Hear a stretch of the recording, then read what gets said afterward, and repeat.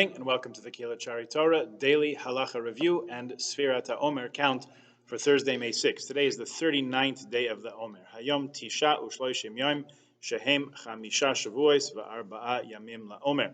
We are reviewing a point per day in the Mishnah Pirkei Avos' instruction about how to acquire Torah. Day 39 references Ma'amida al Ha'emes.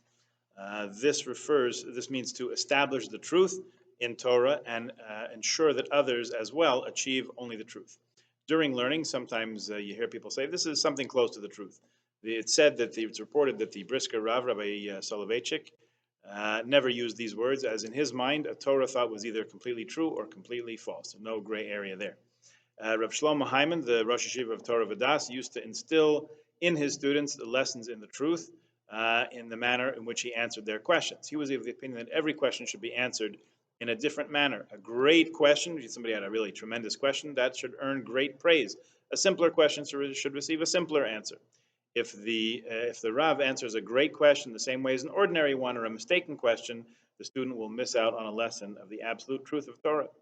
It was the custom of Rabbi Akiva Eger of Posen, when putting a question forward, to conclude with a final statement. Who would answer the question in a learned fashion, and then conclude with a final statement such as Tzarich iyun gadol.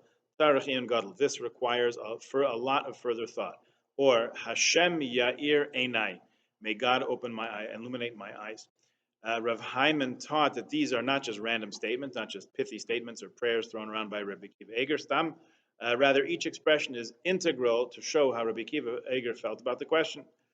Therefore, when studying these questions, you have to pay great attention to these comments. If a person understands the logic of one of the questions that's posed, but doesn't quite understand why Rabbi Akiva Eger concluded that it requires a large amount of further study, the person really hasn't reached the absolute truth, and in fact does not apparently comprehend the depth and breadth of the question at hand. So there you have that.